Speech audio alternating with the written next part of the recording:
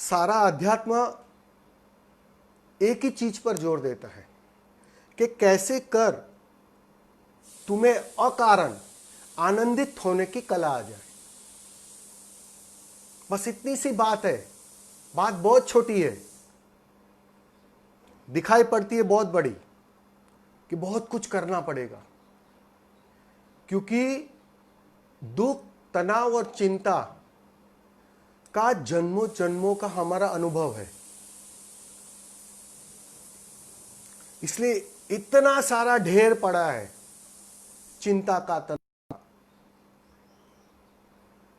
तो लगता है ये छोटी सी बात, ये छोटी सी कला कैसे कर मेरे जीवन में आनंद में परिवर्तित हो सकती है।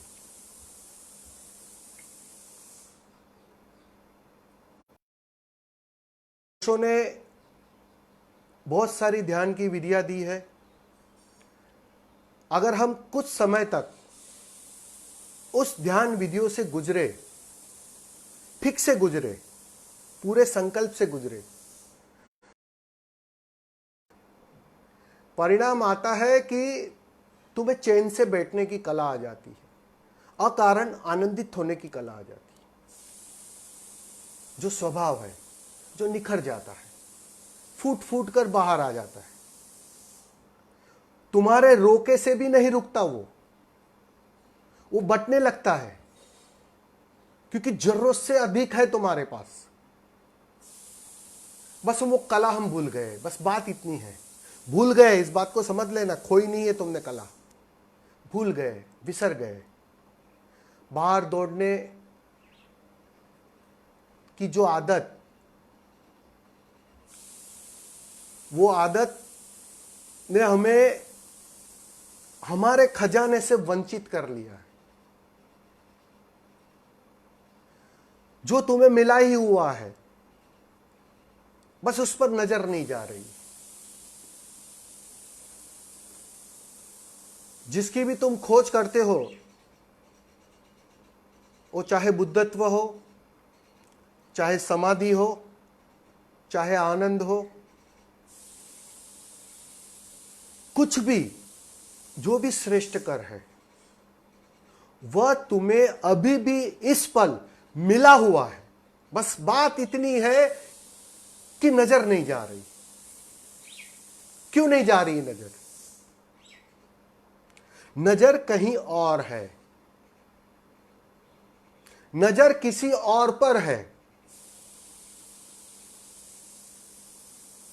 शरीर में जी रहे हो तो शरीर को ही सब कुछ मान रखा है, नजर शरीर पर है।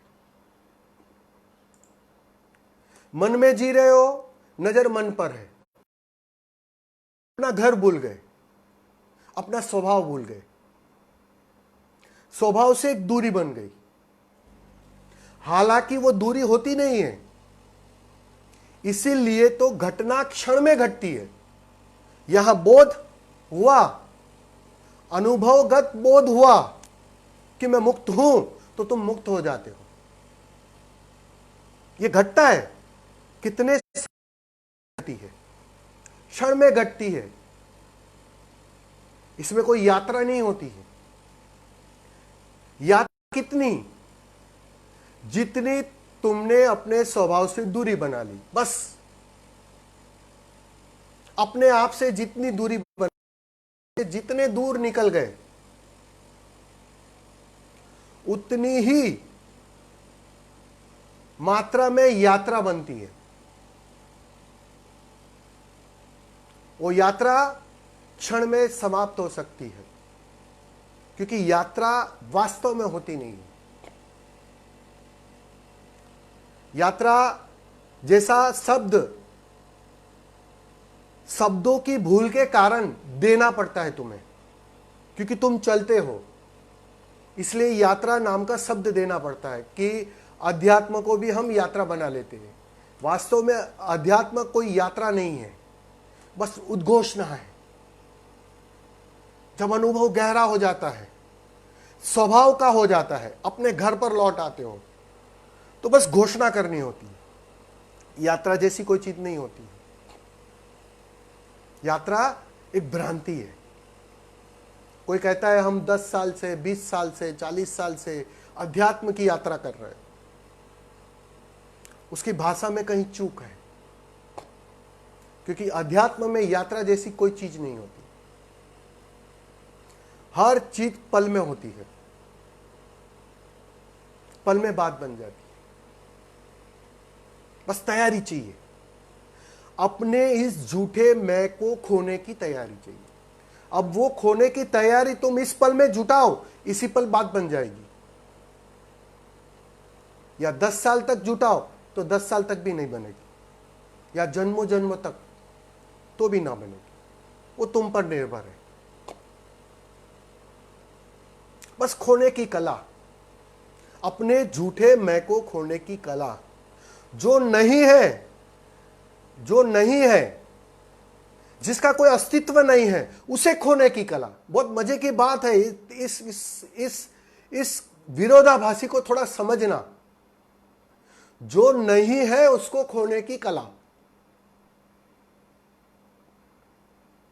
और जो मिला हुआ है, जिसको तुमने कभी खोया नहीं है, बस उस पर केंद्रित हो जाने की कला। ध्यान नहीं जा रहा है वहां जहां अपना घर है, अपना निवास है, जहां अपना स्वभाव है, उससे दूरी बना ली है। वो दूरी के कारण हम चुकते आ रहे हैं, जन्मों जन्मों से चुकते आ रहे हैं। और जितने जन्म उतनी आदत गहरी होती जाती है। जो आदत है बहुत गहरी होती जा रही, और वही आदत तुम्हारी साधना का हिस्सा बनती है, क्योंकि वो आदत तोड़नी तो पड़ेगी ना। शराब पी रहे हो, 20 साल से शराब पी रहे हो, तो अब उस शराब को छोड़ने के लिए कुछ तो करना पड़ेगा। वो जो कुछ करना पड़ेगा, बस उसी को हमने साधना का हिस्सा कहा है। वरना समाधिस्थ तुम हो, अभी भी हो, बस तुम्हें पता नहीं है। तुम किसी और के घर पर बैठे हो, अपने घर पर लौटे नहीं हो। और उस अपने घर पर लौटने की कला ध्यान है, साधना है। ये जो साधना है, ये जो सारी व्यवस्था है अध्यात्म की, वो बस फिर से लौटने की कला है। फिर से कैसे कर तुम अपने स्वभाव में लौट आओ, अपने घर लौट आओ। ये कोई पॉजिटिव डेफिनेशन नहीं है अध्यात्म की कि तुम कुछ करोगे तब कुछ मिलेगा। हालांकि साधक आखिर तक इसी भ्रम में जीता है कि मैं ध्यान करूंगा तो कुछ मिलेगा, मैं ये करूंगा तो कुछ मिलेगा। अध्यात्म कुछ पाना नहीं है, कुछ खोना है। खोने की कला का नाम अध्यात्म है। जो झूठी आइडेंटिटी, किसी का माइक,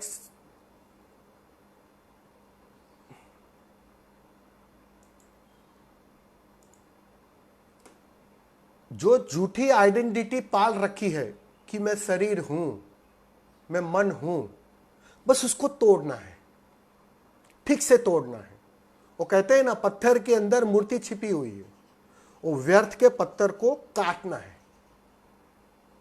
ध्यान उसे काटता है। ध्यान की कला यही है कि वो धीरे धीरे व्यर्थ के पत्थर को छांट देता है और फिर से निखर आती है मूर्ति। बस इतनी सी बात है अध्यात्म। इसलिए ये मैंने बात इसलिए कही कि ज्यादातर साधक एक पॉजिटिव डेफिनेशन से अध्यात्म में प्रवेश करते हैं। उसे लगता है कुछ करना है, कुछ कर करके कुछ पाना है। लेकिन इस बात को हमेशा ध्यान रखना कि यहां कर करके कभी कुछ पाया नहीं जा सकता। करोगे तो और भी छिटक जाओगे, और भी दूर निकल जाओगे। ध्यान ना करने की कला है, होने की कला है। जितना तुम ना करने में माहिर हो जाओगे, तुम होने में माहिर हो जाओगे, उतना स्वभाव सहजिक करीब आ जाता है, तुम स्वभाव में प्रवेश कर जाते हो। इसलिए करने की भूल में परेशानी खड़ी करता है। इसलिए साधक इस बात को हमेशा ध्यान रखे, आप आए हो इस अच्छे प्लेटफॉर्म पर, अध्यात्म के प्लेटफॉर्म पर, तो कुछ पाने के चक्कर में मत आना। हां, कुछ खोएगा, कुछ मिटेगा, कुछ टूटेगा, ताकि तुम्हारी जो मूर्ति भीतर छिपी थी वो निखर कर आ जाए। और जिसकी मूर्ति निखर आती है वो उत्सव मनाता है, वो आनंदित होता है, वो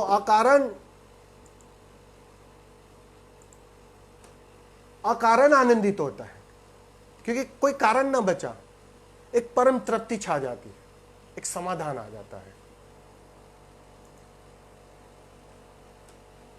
तो मित्रों, आज कुछ प्रयोग भी करेंगे, एक आध, और कुछ सवाल जवाब भी होगा तो ले लेंगे। अभी पहले प्रश्न ले लेंगे। किसी को अभी कोई प्रश्न हो तो अपना माइक स्टार्ट करके प्रश्न पूछकर फिर माइक को साइलेंट कर दे।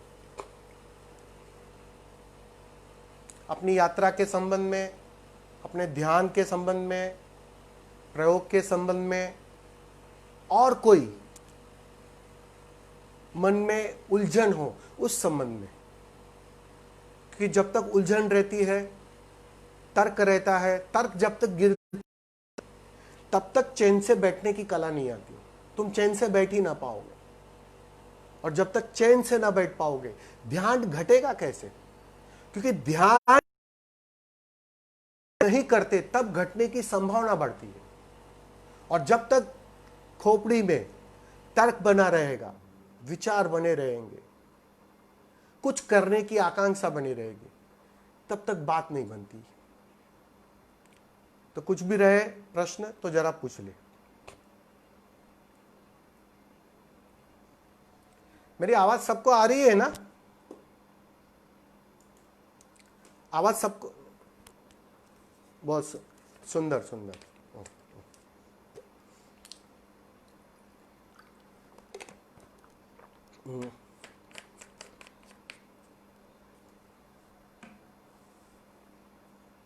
हाँ बोलिए।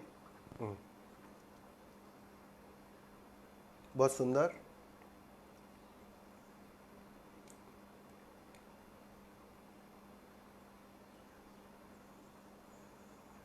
हम्म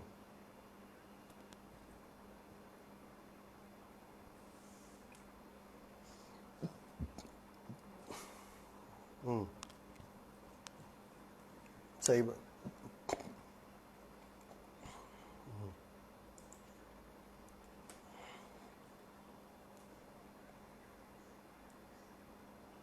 हम्म हम्म हम्म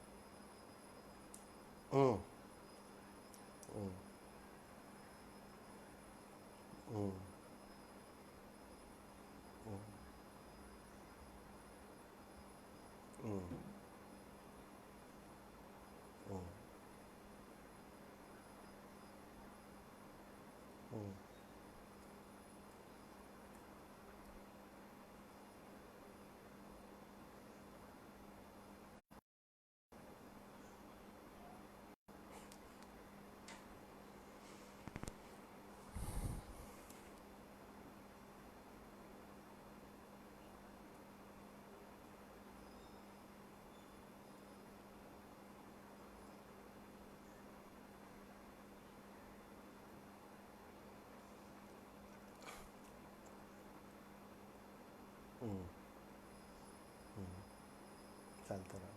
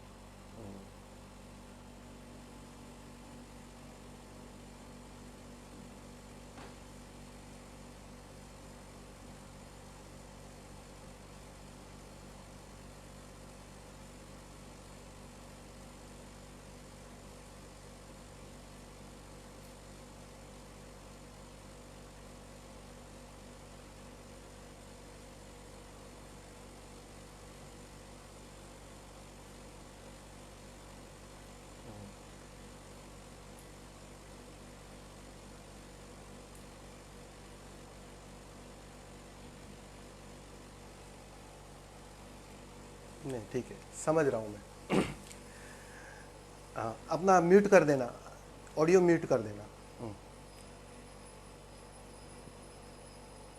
स्वामी जी ने बहुत अच्छा शेयरिंग किया अपने एक साधक जीवन का, जो सबके काम का है. सबके जीवन में कुछ आगे पीछे इसके इर्द गिर्द ही होता है.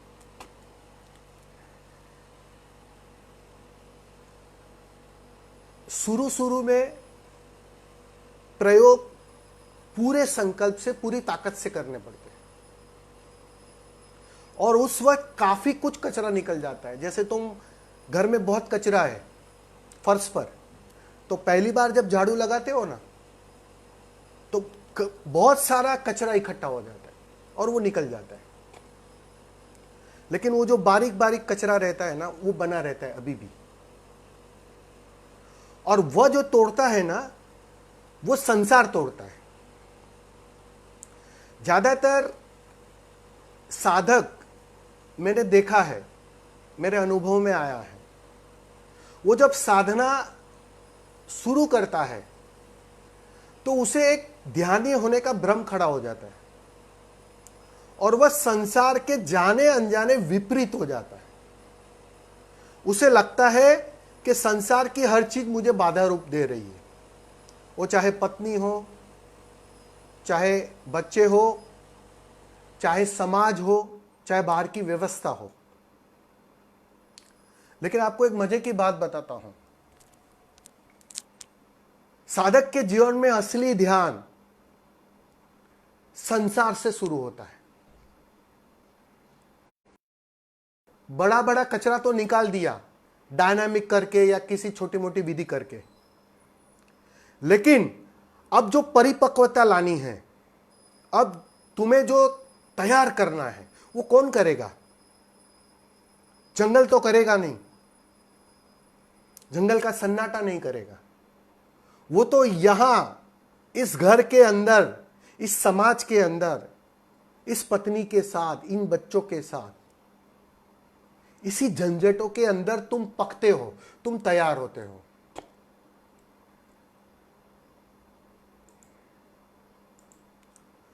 तुम तैयार होते हो, और वो जो तैयारी है ना, वो बहुत कीमती है. भागना नहीं है. इसलिए ओशो सख्त खिलाफ थे कि तुम भागे कि चूके. मतलब तुम उस आग से भाग रहे हो जिसमें तुम्हारा सोना शुद्ध हो सकता था, 24 कैरेट हो सकता था। तुम कहते हो इस आग में मैं ना पड़ूंगा, मुझे तो एकांत चाहिए स्वामी जी, मुझे एकांत अच्छा लगता है, मैं अकेले में रहना चाहता हूं, ये पत्नी ये बच्चे ये सब झंझट लग रहे हैं। बस वो भाग गया, वो आग से भाग गया। मैं तुम्हें कहता हूं उससे गुजरना पड़ेगा, पूरी तरह गुजरना पड़ेगा। और जब तक उससे गुजरोगे नहीं तब तक हम्म हम्म हम्म हेलो,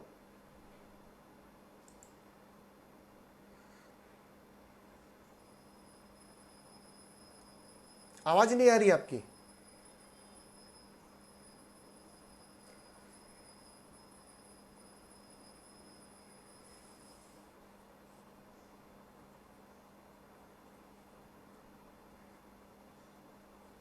ओके ओके, हाँ अभी आई, अभी आ जाइए, अभी आवाज आई।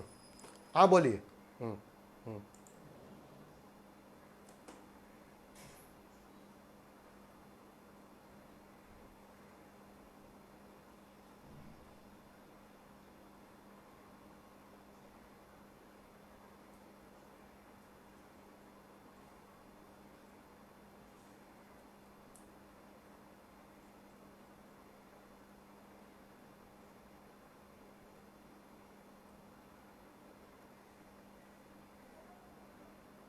हम्म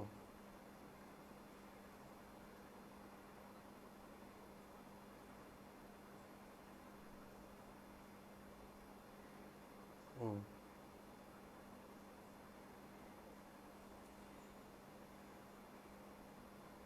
अच्छा अच्छा, नहीं ठीक है। वो जो आप कह रहे हो कि भटकना अभी भी हो रहा है बाहर किसी और की तलाश में, मांग अभी भी जारी है, वो तृप्ति नहीं मिल रही है। तो वो तृप्ति तो जब तुम पूरी तरह अपने से सेटिस्फाई हो जाओगे, मतलब एक एक कहते हैं ना कि जैसे जैसे ध्यान घटता है उसका परिणाम होता है कि तुम्हारी मांगे गिरने लगती है, मांगे छूटने लगती है कि अब ये भी नहीं चाहिए, ये भी नहीं चाहिए, ये भी नहीं चाहिए। अब रही प्रेम की बात, प्रेम ऐसी चीज नहीं है कि किसी और से मिलेगा, वो मिल नहीं सकता। यही तो भ्रांति होती है, संसार में सब चीज लुभावनी लगती है, दिखती है, मृग मरीचिकी होती है, दिखाई पड़ती है कि पत्नी से मिलेगा या किसी और स्त्री से मिलेगा या किसी और स्त्री से मिलेगा, वो दिखाई पड़ता है। वो तो जब करीब जाते हो तब ढोल अपनी पोल खोल देता है, वहां मिलता नहीं है कुछ, क्योंकि वो भी मांगने के लिए आया था। जो तुमसे मिला था, जो तुम्हारे करीब आया था, वो भी भिखारी की तरह आया था कि इस स्वामी जी से प्रेम में पड़ूंगी तो मुझे कुछ मिलेगा। तुम भी उसी कारणवश जा रहे हो। अब दोनों भिखारी मिल जाते हो और कहते हो हमें तृप्ति नहीं मिल रही। मिलेगी कैसे? मिल ही नहीं सकती, असंभव है ये। यही तो खेल है। ये संसार का सबसे बड़ा गुण है, इसको पॉजिटिव गुण समझना कि यहां हाँ वही आएगा आएगा आएगा आएगा आएगा, वही मैं समझाने की कोशिश कर रहा हूं कि ये दिखाई पड़ता है। संसार की खूबी यही है कि यहां सब कुछ ठीक है, मेरे हिसाब से है। किसी का ऑडियो सब कुछ ठीक है मेरे हिसाब से है, वो दिखाई पड़ता है, लेकिन वो भ्रम टूटता नहीं है कि ये अभी भी भ्रम बना है। अहंकार है क्या? अहंकार है क्या? ये जो कृष्ण गोपाल है, ये कृष्ण गोपाल है, अभी वो टूट नहीं रहा है, वो बना बना सा है, क्योंकि कृष्ण गोपाल ही सब कुछ करता है। संसार खेल, फिर अध्यात्म खेलता है, फिर जाता है ध्यान करता है, ध्यानी हो जाता है। अब कृष्ण गोपाल ध्यानी हो गया। पहले बिजनेसमैन था, अब ध्यानी हो गया। पहले नौकरी करता था, अभी कुछ और हो गया। तो ये जो आइडेंटिटी हम चेंज करते रहते हैं ना, उसमें हम चूकते हैं, ये पता नहीं चलता। और ये जाने अनजाने हम यहां से भ्रम पाल लेते हैं कि यहां से मिलेगा। प्रेम मिल नहीं सकता, यह असंभव घटना है और यह सुंदर घटना है, क्योंकि यहां अगर मिल जाता बाहर से प्रेम, इस बात को समझ लेना, यहां बाहर से शांति मिल जाती, बाहर से आनंद मिल जाता, तो तुम कभी भी अपनी खोज पे निकलते नहीं, परमात्मा की खोज पे निकलते नहीं। ये बहुत सुंदर घटना है कि यहां बाहर से कुछ मिलता नहीं, लेकिन वो भ्रम टूटना भी जरूरी है। वो अनुभव से टूटता है, वो अनुभव से ही टूटता है। वो तो जब तुम प्रेमिका के प्रेम में पड़ोगे, वो तो तुम्हें मजे की बात बताओ कि आपके घर पर तो सुविधा है, वरना प्रेमिका से मिलने की व्यवस्था ना हो ना, तो और भी आकर्षण बढ़ जाता है, और भी कनेक्टिविटी बढ़ जाती है कि भाई अभी तो बस उसको पालूंगा। वो कहते हैं ना, सापेक्षता बढ़ जाती है, उसकी जो बैकग्राउंड है ना वो घनी हो जाती है कि भाई पत्नी मना कर रही है, अंदर से प्रेम फूट रहा है, मुझे मिलना है किसको, तो वो उसकी घनत्व बढ़ जाती है। और जब तुम उसके साथ कुछ दिन रह लेते हो ना, उसकी व्यर्थता साफ हो जाती है। जैसे पत्नी की व्यर्थता साफ हो गई, वैसे हर स्त्री जीवन में इसीलिए आती है कि सब कुछ व्यर्थ है, वो तुम्हें दिखाई पड़े। पत्नी तुम्हें सिखाने के लिए आई है, इस बात को समझ लेना। तुम पत्नी के जीवन में सिखाने के लिए आए हो, ये सीख है, लेसन है कि जितना तुम करीब रहते हो, सोचते हो प्रेम एक दूसरे से लेकर जी लेंगे, मस्त हो जाएंगे, आनंद को उपलब्ध हो जाएंगे, और जितना करीब जाते हो उतना साफ होते जाता है। इसलिए आपको मजे की बात पता है, तुम किसी जीवित गुरु के करीब जाओ तो उसके करीब जितना रहोगे उतना उसके प्रति आकर्षण, उसके सम्मान बढ़ते जाएगा, क्योंकि वहां से सही मायनों में तुम्हें मिलना शुरू होता है। क्योंकि वो भिखारी नहीं है, वो सम्राट है। और कहीं भी तुम किसी के भी करीब रहो तो कहते ना, ढोल अपनी पोल खोद लेता है। जिसमें प्रेम दिखाई पड़ता था, जिसमें सुंदरता दिखाई पड़ती है, यही पत्नी सुंदर लग रही थी जब ब्याह कर आई थी। आप समझ रहे हो, अब कोई और सुंदर लग रहा है। तो ये जो बदलते रहता है ना टारगेट, ये मन भरना चाहता है, अपने को भरना चाहता है, और वो भर नहीं सकता। यही संसार का असली लेसन है। संसार की जो असली सीख क्या है कि यहां कहीं भी तुम अपने को भरना चाहोगे, वो चाहे सेक्स से हो, चाहे प्रेम से हो, चाहे शांति से हो, चाहे किसी और चीज से हो, आनंद से हो, वो भर नहीं सकता है। क्योंकि जो भी सर्वोत्तम है वो मिला हुआ। मैंने पहले ही कहा कि जो भी उपलब्ध होने वाली चीज जिसकी तुम मांग करते हो अध्यात्म में, कि मुझे बुद्धत्व चाहिए, मुझे आनंद चाहिए, मुझे समाधि चाहिए, आप समझ रहे हो, वो मिला ही हुआ है। और इतना ढेर सारा मिला हुआ है, खजानों का खजाना भरा है। इतनी बात पक्की है, तुम तो भी वो चुकेगा नहीं, उतना भरा है तुम्हारे पास, बस नजर नहीं जा रही, वहां जा नहीं पा रहे। तो कारण एक ही है कि ये जो तृप्ति और उसकी व्यर्थता वो साफ नहीं हो रही। अनुभव में थोड़ी कमी है, अनुभव थोड़ा छीछरा है। आप समझ रहे हो, थोड़ा ठीक जी दिखाई पड़ेगी। वह वास्तव में वहां से नहीं मिल सकता। ये बात तुम्हें बुद्धिगत समझ में है कि बाहर मृग मरीचि से कुछ नहीं मिल सकता, लेकिन अनुभवगत नहीं है। बस इतना फर्क है थोड़ा, समझ रहे हो। एक जीवित बुद्ध में और तुम्हारे में इतना ही फर्क होता है कि उसे उतना साफ है कि अब दूसरा पहलू उसके जहन में आता ही नहीं, ख्याल में आता ही नहीं। तुम्हें अभी भी वो कॉन्ट्रडिक्ट, मतलब वो कॉन्ट्रास्ट खड़ा है, यहां भी हो तो वहां भी हो तो। तुम्हें लगता है ये ठीक से कर लूंगा तो ये पालूंगा, तो ये हो नहीं सकता है। तो बस थोड़ा और अनुभव किसी प्रक्रिया से नहीं मिलने वाला है, किसी विधि से नहीं मिलने वाला है, किसी साधना से नहीं मिलने वाला। अनुभव तुम्हें जीवन देता है, समय देता है, परिपक्वता देता है, समय गुजरेगा, तुम्हें लगता है तुम्हारी साधना नहीं हो रही है, साधना गहरी हो रही है। इस बात को हमेशा समझ लेना। तुमने कहा ना कि कुछ समय के बाद मैं एक जनरल जीवन बिताने लगा, मतलब एक साधारण जीवन बिताने लगा। वो साधारण जीवन भी साधना का हिस्सा था।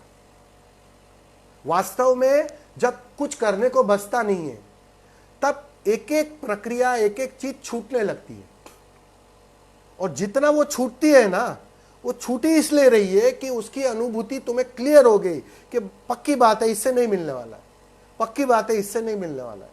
ये तुम्हारे अचेतन में पूरी तरह अनुभवगत होने लगती है। वो कहते हैं ना, नेति नेति, ये भी नहीं, ये भी नहीं, ये भी नहीं, ये भी नहीं। एक दिन वो नेति नेति समाप्त हो जाता है, कुछ बचता नहीं है। बुद्धत्व भी नहीं बचता, मोक्ष भी नहीं बचता, आनंद भी नहीं बचता। उस दिन गुरु भी नहीं बचता, उस दिन कुछ नहीं बचता। उस दिन तुम पूरे निखर कर 24 कैरेट में परिवर्तित हो जाते। फिर उस दिन कुछ करने को नहीं बचता। उस दिन तुम बस धन्यवाद देते हो परमात्मा कि धन्यवाद तेरा। अब मिलना मत, दूसरा दोबारा मिलना मत। परमात्मा को कहोगे तुम, हिम्मत है कि भैया अभी दोबारा मिलना मत, क्योंकि वो बात साफ हो जाती है कि यहां दो है नहीं, तू और मैं एक ही है। वो बात इतनी गहरे अचेतन से साफ हो जाती है कि फिर उसके विरोध में कोई कथन कहना या कुछ करना सब व्यर्थ हो जाता है, सब गलत हो जाता है। इसलिए सब कुछ छूट जाता है, छोड़ना नहीं पड़ता है। इस बात को समझ लेना, छूट जाता है, सभी चीज की व्यर्थता साफ हो जाती है कि यहां कुछ करने जैसा है ही नहीं।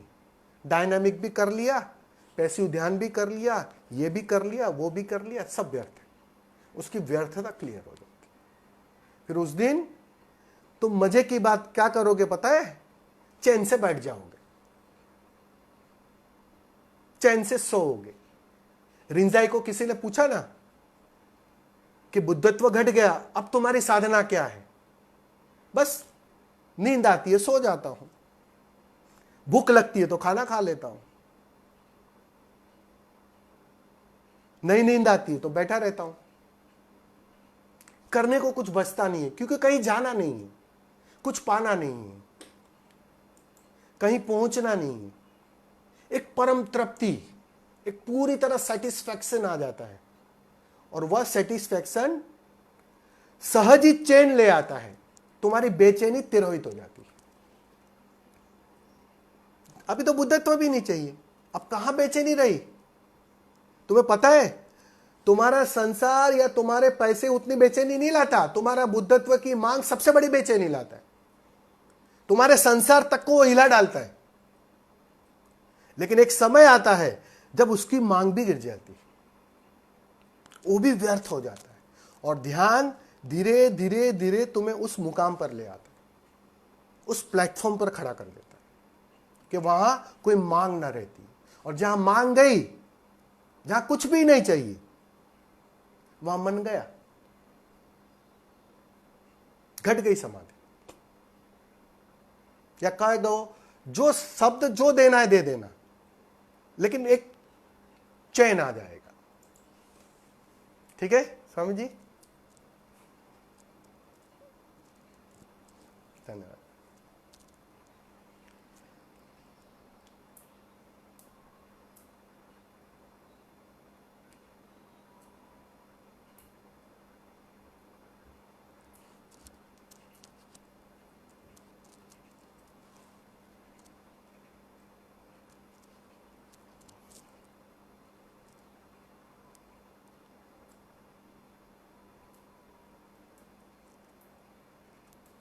हम्म हम्म हम्म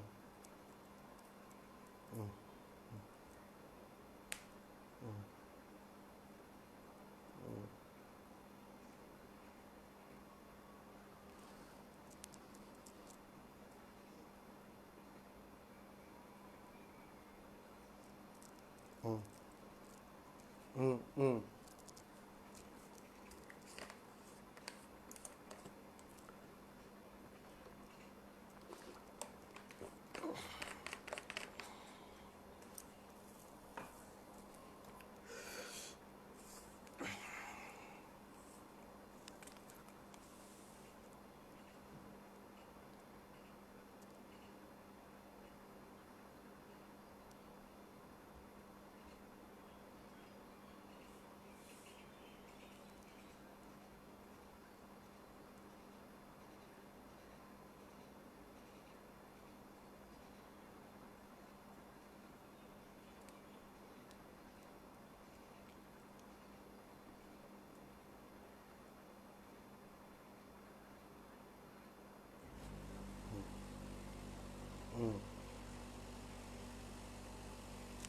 डेफिनेटली तुम्हारे जीवन में कोई भी व्यक्ति विशेष आता है ना, वो बिना कारण नहीं आता है। और मजे की बात है, हम किसी के भी साथ जुड़ते हैं या कोई हमारे साथ जुड़ता है, कुछ मांगने के कारण जुड़ता है, कुछ मांग के कारण जुड़ता है, और वह देकर जाता है। मांगना तो बहुत दूर की बात, क्योंकि मांगने से वो मिलता नहीं है, ये बात पक्की है। लेकिन वो देकर जाता है, वो एक नई सीख देकर जाता है। वो आया होगा आपके जीवन में कुछ मांग के कारण, लेकिन कुछ समय आपके साथ गुजार कर वो आपको कुछ देकर गया, वो एक अनुभव देकर गया, वो एक सीख देकर गया। वही चीज आपने भी उसके साथ की, आप भी उसी मांग के कारण उसके साथ मिले थे, लेकिन आपके तरफ से भी कुछ दिया गया है, और वह अनुभव उसकी यात्रा में काम आने वाला है। वही उसकी यात्रा का हिस्सा है, क्योंकि वही सब जो भीतर की अवस्था है ना, उससे वो डिटेच करता है, वो उसको तोड़ता है। तोड़ता कौन है? अनुभव का मतलब क्या है? गुड़ तो बहुत रखे हैं सामने, लेकिन जब तक मुंह में रखो नहीं, उसको चखो नहीं, तब तक बात नहीं बनती है कि भाई गुड़ मीठा है। तो वो जो गुड़ मीठा है, उसकी व्यवस्था कौन करेगा? वो चखाने की व्यवस्था कौन करेगा? वो अस्तित्व करता है, वो संसार करता है। इसलिए हम कहते हैं ना, संसार वो कीचड़ है जिसमें समाधि का कमल खिलता है। अब तुम संसार के विपरीत हो जाओगे, संसार से भागोगे तो कीचड़ से भागोगे, और जो कीचड़ से भागेगा उसका कमल कभी नहीं खिलेगा, असंभव है, वो खिल नहीं सकता। सीधी और साफ बात है। इसलिए इसलिए जो भी है, मजे से जैसे हो उसमें डटे रहो और प्रतीक्षा करो। वास्तव में तुम्हें कहूं मजे की बात, सारे बुद्ध पुरुष, सारे जानने वाले, मैं राज खोल रहा हूं तुम्हें, हंसना मत, वो तुम्हें एक ही उत्तर देते हैं कि जहां हो ना थोड़ा ठहरो, जैसे हो ना वहां ठहरो। थोड़ा तुम्हें रुकने की कला सिखाता है। ध्यान है क्या? थोड़ा ठहरने की कला। ठहर कर थोड़ा देखो, एक से थोड़ा ऊपर उठो, वही कला सिखाता है। और कोई जीवित बुद्ध भी तुम्हें वही शिक्षा देगा कि भाई क्या हो रहा है। तुम बोलोगे उनके सामने मुझे ऐसा अनुभव हो रहा है, मुझे ये नहीं हो रहा है, मुझे ये नहीं हो रहा है, थोड़ा रुको। उसका उत्तर एक ही होता है, भले वो घूम फिरा के सब बातें करे, लेकिन वो चाहता है तुम जहां हो उस आग के अंदर निकलने की कोशिश मत करो। तुम आग से भागना चाहते हो, आग से भागा नहीं जा सकता। भागे के चूके, सोना शुद्ध नहीं होगा। सोना तो शुद्ध तब होगा जब सोना राजी हो जाए इस आग में रहने के लिए। और ये आग है, ये जो बाहर की पूरी व्यवस्था है ना, वो आग है। और थोड़ा रुको, बस। धन्यवाद।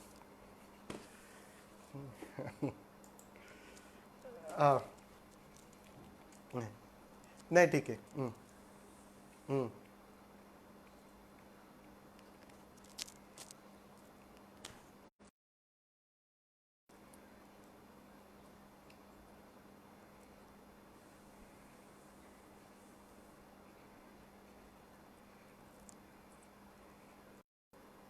देखो,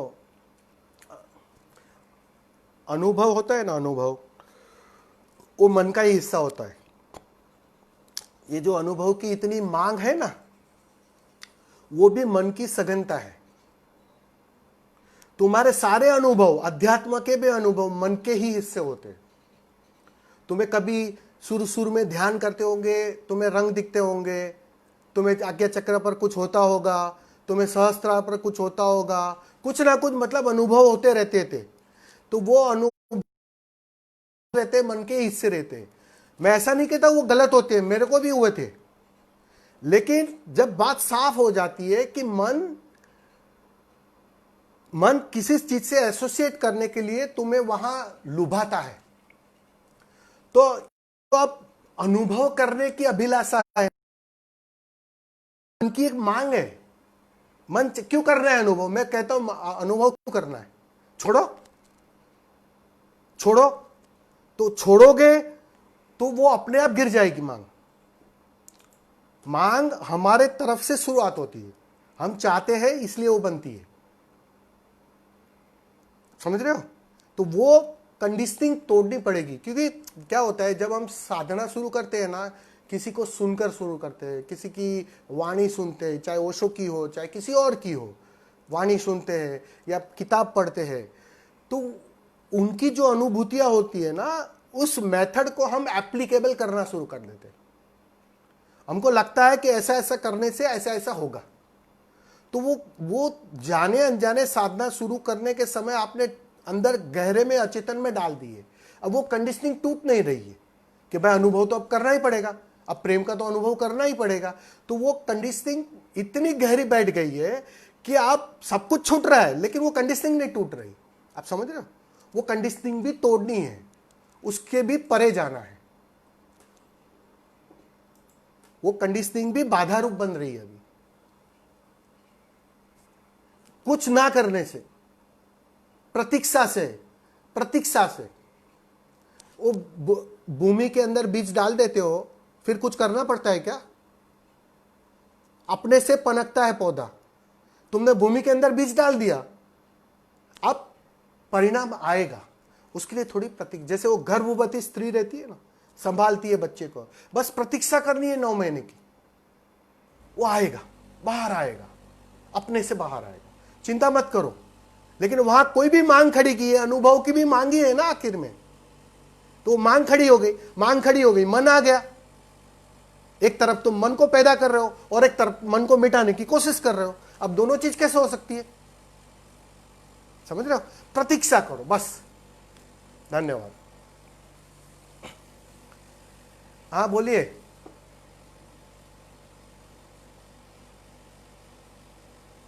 नमस्कार।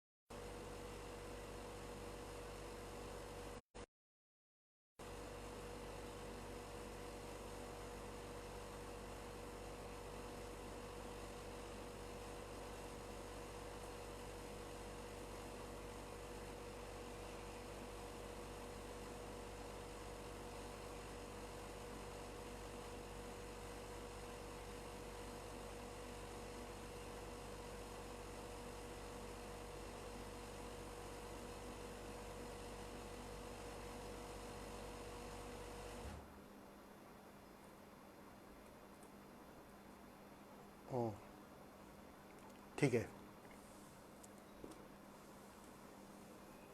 ठीक है।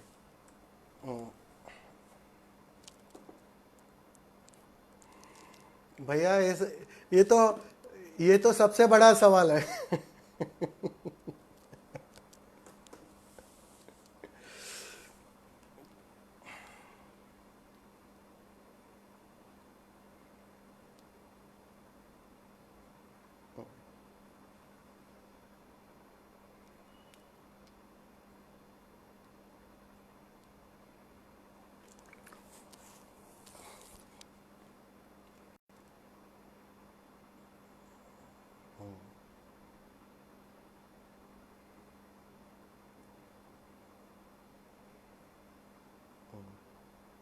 ठीक है, अपना ये ऑडियो म्यूट कर देना।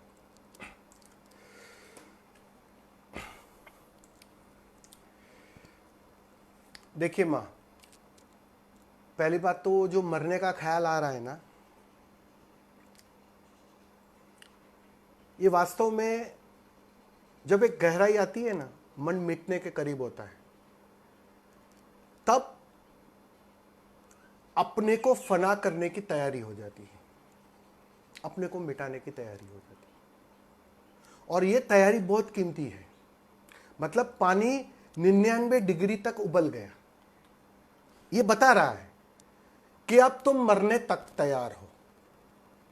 और जो मरने तक तैयार है, मिटने तक तैयार है, अब अहंकार बच नहीं सकता। डर एक ही होता है, शरीर के छूटने का, मृत्यु का। और जब तुम उसके लिए भी राजी हो जाते हो, इसलिए ज्यादातर साधकों के अनुभव तुम देखना, वो जब गहरी साधना में शिखर पर आते हैं ना, तो उन्हें कभी कभी मरने तक का ख्याल आ जाता है कि अब मिट जाओ, मर जाओ।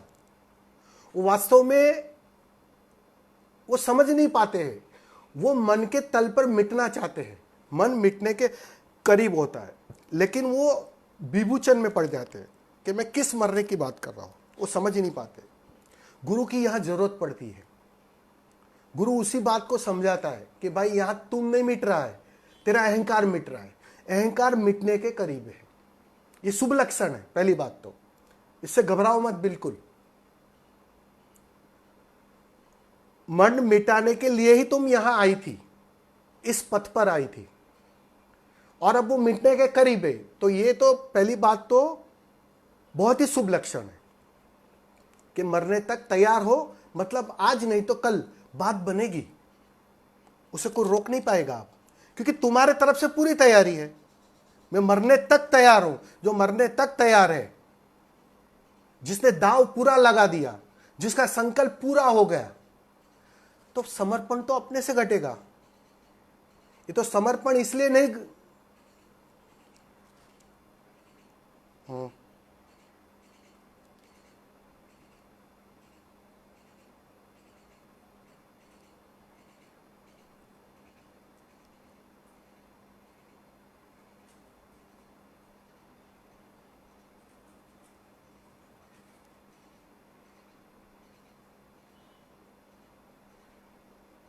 तो ये जो नियति है, भाग्य यही है, ये समझ में आ रही है बात, वो बड़ी बात है। यही तो समझना है। अध्यात्म तुम्हें यही तो समझा रहा है कि यहां सब कुछ अपने से हो रहा है। तुम नाहक बीच बीच में आ रहे हो, तुम नाहक अपने को बीच में ला रहे हो। वो धारणाएं टूट रही है ना, वो जो धारणाएं टूट रही है, मतलब तुम सही मार्ग पर हो, सही दिशा में हो। वो कंडीशनिंग ही तो तोड़नी है। कोशिश क्या थी? अध्यात्म के माध्यम से यही कंडीशनिंग तोड़नी कि मैं कुछ कर सकता हूं, मैं कुछ हूं, मैं हितेश हूं, मेरी कोई आइडेंटिटी है, मैं वकील हूं, मैं ये हूं, मैं वो हूं। ये सब कंडीशनिंग टूटती है। ध्यान से यही तो होता है।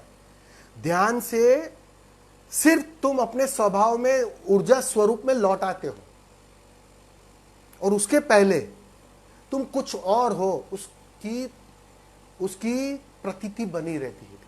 उसी के कारण पीड़ा थी, उसी के कारण चिंता थी। अब आप देखना, आप जो बता रहे हो कि मैं यहाँ आकर फंस गई, मैं हेल्प करने आई थी, मेरी लोग हेल्प कर रहे हैं, ये जो परिस्थिति हो रही है, उसकी वजह एक ही है कि तुम अभी भी सब कुछ ठीक करना चाहती हो। क्यों ठीक करना है? मुझे एक बात बताओ।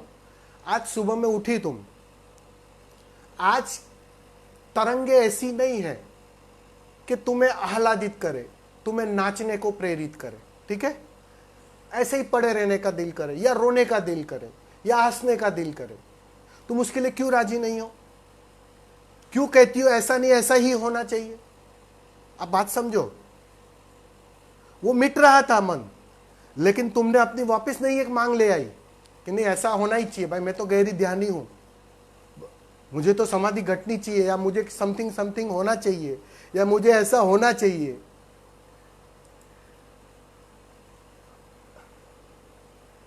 मुझे ऐसा होना चाहिए। आप समझ रहे हो?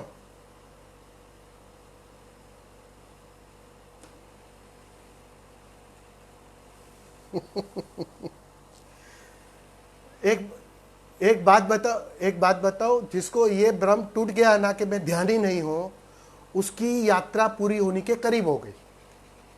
आपको ये मजे की बात बताता हूं, नहीं समझोगी अभी तुम। वो तो तुम जिस दिन नाचोगी ना, उस दिन हंसोगी अपने पर भी। हर साधक जब प्राप्ति को उपलब्ध होता है, उस समाधान को उपलब्ध होता है, वो हंसता है कि मैं क्या कर रही थी, इतना समय मैंने क्या किया। जो मिला हुआ था उसी को पाने के लिए जीवन के 40 साल गुजार दिए, 30 साल गुजार दिए। वो हंसता है, और मजे की बात तुम्हें दिखाई पड़ेगा मैंने कुछ किया ही नहीं, क्योंकि जो किया वो सरिता ने किया, उससे तादात्म्य टूट जाता है, वो बात साफ हो जाती है, अनुभवगत हो जाती है। अब जितनी वो दूरी कायम हो जाती है ना, तो मैंने कुछ किया ही नहीं है, वो बात साफ हो जाएगी और ये सब गिर जाएगा, चिंता मत लो।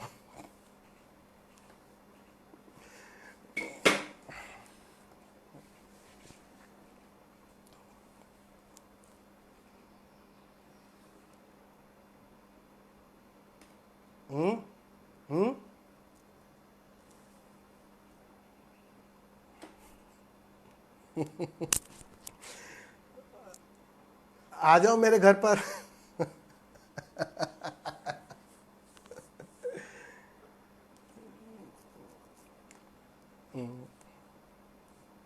नहीं, वाइफ मुझे घर से बाहर निकाल देगी।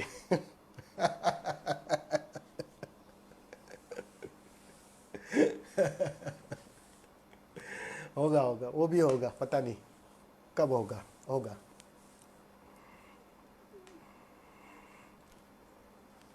और कोई प्रश्न है तो, नहीं तो फिर हम एक छोटा मेडिटेशन ले लेंगे।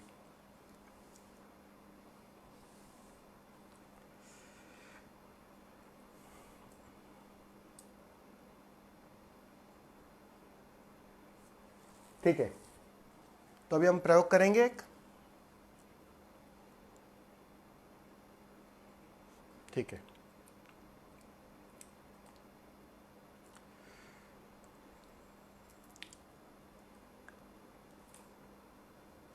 प्रयोग। प्रयोग शब्द से एक भ्रांति खड़ी होती है कि अभी कुछ करना है, कुछ भी करना है, जैसे थे वैसा नहीं रहना है, कुछ और करना है।